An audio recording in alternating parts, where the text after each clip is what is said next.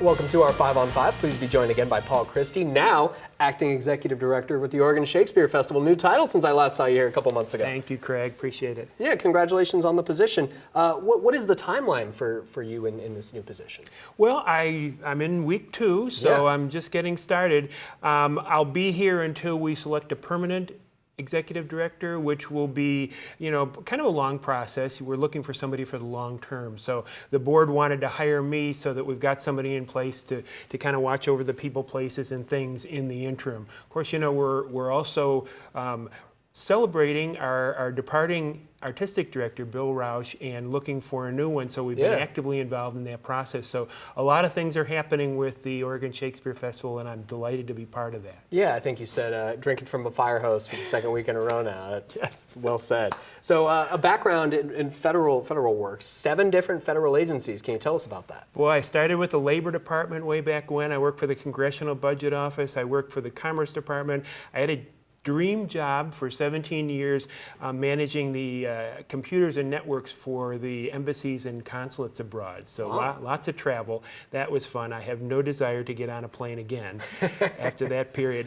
Ended up at the Small Business Administration. And for the last 10 years I was in the government, I was part of the Senior Executive Service, which is a corps of executives who are tasked with being moved around as necessary to keep agencies going, to fill vacancies or to plan transitions. Interesting. Is there any particular position that you think best prepared you for this job? Very different work. Well, at my last 8 years at the Small Business Administration, I was successfully the chief technology officer, chief information officer, chief privacy officer, chief security officer, finally the chief operation officer. So I felt like I wore every hat that was possible to wear. Okay, all right, and so it's certainly an interesting time. You mentioned Bill Rausch, and I'm curious about what wildfires.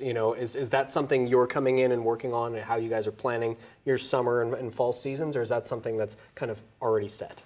Well, we're always adapting. It's fascinating that if you as a mathematician tried to draw a trend line from 2014 or 15 to now, where we had back then 2, 3, maybe 4 shows canceled because of smoke or the environment, and then last year 26. We don't know how to prepare for this year other than to make sure that our patrons have an opportunity to see shows as often as frequently as possible. So we have adopted a plan that will put us in the outdoor theater as often as we can, but also allow us to be adapting to the conditions and offering patrons opportunities to guarantee they can see a matinee, which is a new thing for us, or an evening performance as July and August and September roll in. Okay, we're going to take a quick commercial break.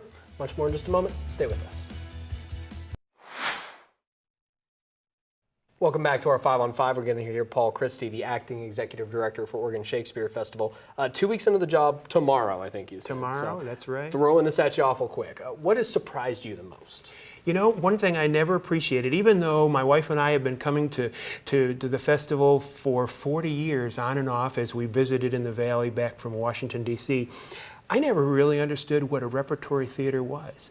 So now that I see it, I understand if you go to a Broadway show, you're watching a show that is put on for this period of time, then it breaks down, and then another show comes on and another show. And many theaters operate successfully on that pattern. A repertory theater like the Oregon Shakespeare Festival puts on 4 shows and more at any one time.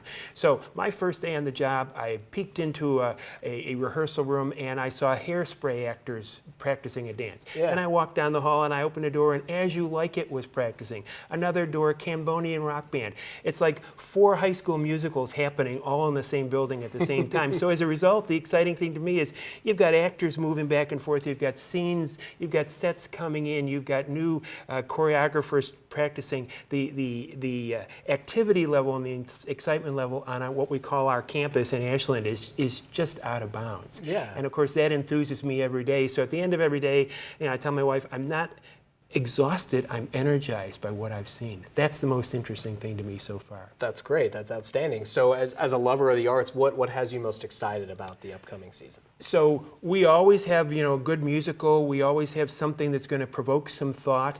I think our performance of As You Like It is going to be interesting. Mother Road, which may not be known to most people, is a retelling in current times of the John Steinbeck story. Cambodian rock rock band, if you like that kind of period of music, is just fascinating. I think the 4 shows that are opening the first weekend in March are all going to be different, but all going to be worth checking out. And one of the nice things we've done this year is we have rush tickets available. So if you haven't made up your mind, if you're a student, if you're a family, go to our website. There are all kinds of opportunities to get inexpensive tickets at the last minute or on the same day to see one of these shows. Excellent. Well, good to see you. Thanks for making the time for us. I know how busy you are right now. Thanks, Craig. All right, stay with us. We'll be right back.